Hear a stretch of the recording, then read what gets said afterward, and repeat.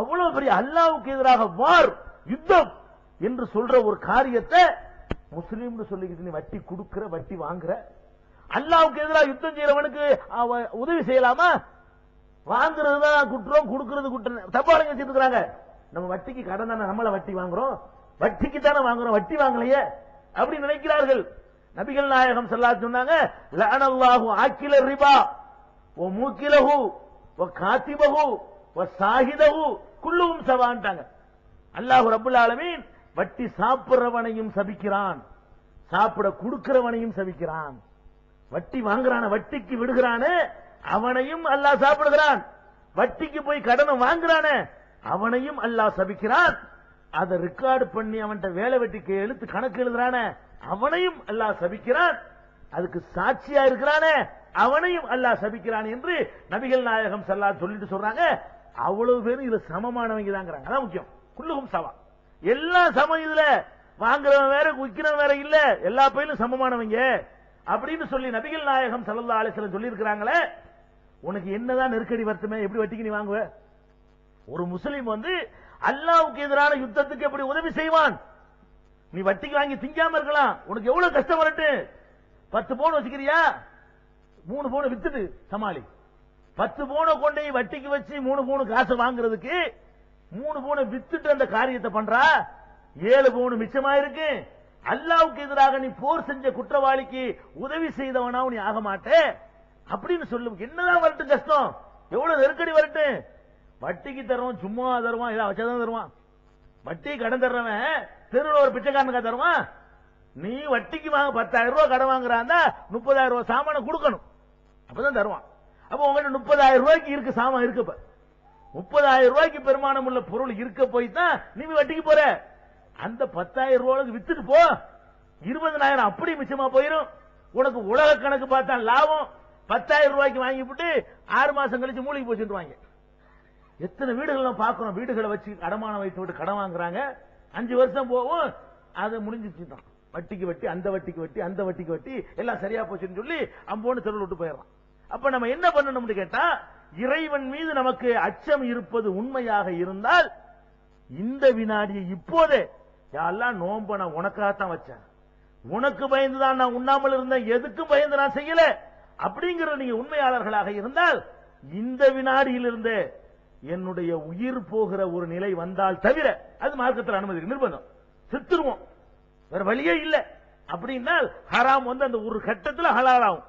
அந்த நிலை வந்தால் தவிர வேறு எந்த காரணத்திற்காக, தொழிலை டெவலப் பண்ணுவதற்காக, வீடு கட்டுவதற்காக, இன்ன பிற வசதிகளை உண்டாக்குவதற்காக, சடங்குகள் செய்வதற்காக, கல்யாணம் முடிப்பதற்காக, பந்தல் போடுவதற்காக, கத்தபாத்தியா ஓதுவதற்காக, இன்ன பிற காரியங்களுக்காக எந்த கட்டத்திலும் நான் வட்டியின் பக்கம் தலை வைத்து படுக்க மாட்டேன் என்று ஒருத்தன் முடிவு செய்தால் அதுக்கு பேர் என்ன? இறையச்சம்.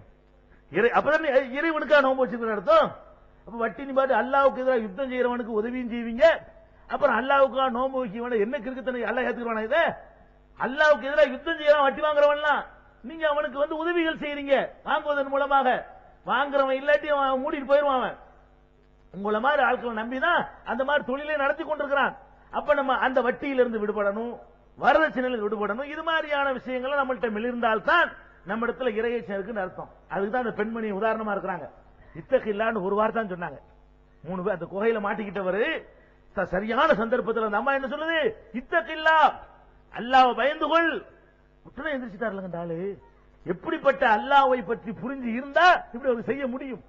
இந்த மாதிரி ஒரு கட்டம் என் வாழ்க்கையில் நினைக்கிறேன். இப்ப முடிவு பண்ணணும், யா அல்லாஹ் இந்த மாதிரி ஒரு தனிமை, இந்த மாதிரி ஒரு சந்தர்ப்பம், இந்த மாதிரி ஒரு வாய்ப்பு எனக்கு கிடைக்குமையானால் யா அல்லாஹ் நான் அதிலிருந்து நான் மீள்வேன்.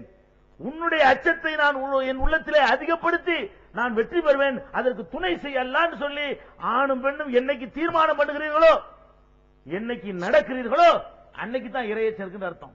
எவ்வளவுதான் இருக்கட்டும், மனைவியை பிரிஞ்சு 10 வருஷமாச்சா, புருஷனை பிரிந்து 25 வருஷமாச்சா, அதுக்கு மார்க்கம் உனக்கு தேவைன்னா டைவர்ஸ் பண்ணிட்டு வேற கல்யாணம் பண்ணிட்டு போ.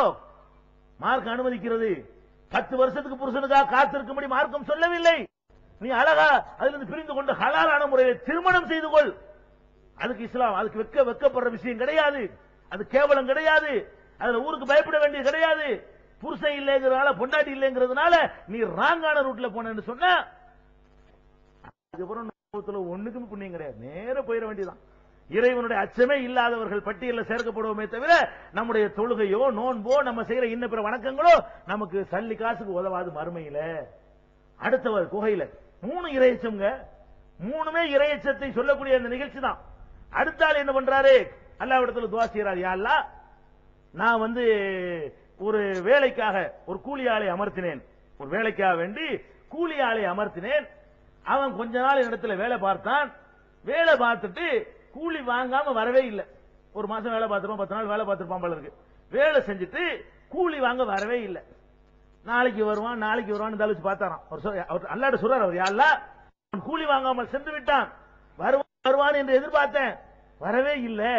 அவன் வரமாட்டான்னு நான் விரக்தி அடையக்கூடிய நிலையில அந்த காசை தனியா எடுத்து வச்சு, ஏன் இதை வச்சுக்கிட்டு இருப்பானே, இது ஏதாவது ஒரு முதலீடு செஞ்சு பார்ப்போமே, லாபம் அவனுக்கு திருப்பி கொடுத்துருவோமே அப்படி நினைத்து நான் ஒரு ஆட்டை வாங்கி விட்டேன். 2 ஆடா போச்சு, 2 3 ஆடா போச்சு, 3 ஆடு பண்ணையா போச்சு, மாட்டை வாங்கின ஒட்டகத்தை வாங்கின, அது பாட்டுக்கு தாறுமாறா பெருகி போச்சு. அல்லாஹ் சொல்றான், அல்லாஹ்ட்ட சொல்றான். அந்த 2வது நபர் புகையில மாட்டிக்கிட்ட 2வது நபர் சொல்றான், யா அல்லாஹ் ஒருத்தன் வேலை செஞ்சுட்டு போனா அவன் காசை அதை ஒரு தொழில முடக்குன, தாறுமாறா பெருகிருச்சு அல்லாஹ். அந்த நேரத்தில் வந்துட்டான் அவன், பயங்கர பண்ணையா போச்சு. ஆட்டு பண்ண ஒரு பக்கம், மாட்டு பண்ண ஒரு பக்கம், ஒட்டக பண்ண ஒரு பக்கம், இப்படி தாராக செல்வம் குவிஞ்சு இருக்கிற நிலையில அவன் வர்றான். இத்தனை வருஷத்துக்கு முன்னாடி உன்ட்ட நான் வேலை பார்த்த நினைவு இருக்கா? நினைவு இருக்கு. எனக்கு கூலி தரணுமே நினைவு இருக்கா? நினைவு இருக்குது. அதை குடு. இந்த ஆருக்கு ஆட்டு பண்ண எடுத்துட்டு போ, இந்த ஆருக்கு மாட்டு பண்ண எடுத்துட்டு போ, இந்த ஆருக்கு ஒட்டக பண்ண எடுத்துட்டு போ. இவன் சொல்றான், யாரு இந்த துஆ செய்றான் என்று நான் சொன்னேன். அவன் என்ன சொல்றானா, கேலி பண்ணாதப்பா, இது கேலி தான் நினைப்பான். ஒரு ஆளு கிட்ட 100 ரூபாய் கொடுத்து வச்சுட்டு போறாரு, ஒரு 10 வருஷம் கழிச்சு 100 ரூபாய் கேட்கிறாரு, இந்த வீட்டு எடுத்துக்கண்டா கிண்டல் தான் நினைப்பான் ஒருத்தன். அவன் சொல்றான், இல்லப்பா நான் ஏழப்பட்ட மனுஷன், என்னை கிண்டல் பண்ணாதப்பா, நான் கொடுத்த வேலை செஞ்சு கூலியை தானே உன்ட்ட கேட்கிறேன், கிண்டல் செய்யலப்பா, நெசமா தான் நான் சொல்றேன், நான் உண்மையத்தான் சொல்றேன், இது ஓய்தான்ப்பா, உன்னுடையதான்.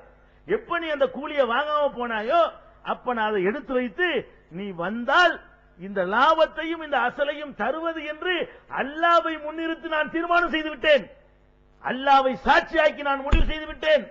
இந்த லட்சக்கணக்கான பணம் என்னை மசிய செய்யாது, நான் மயங்க மாட்டேன், இந்த தூக்கிட்டு போ என்று அவ்வளவையும் அள்ளி கொடுத்துட்டான்ல.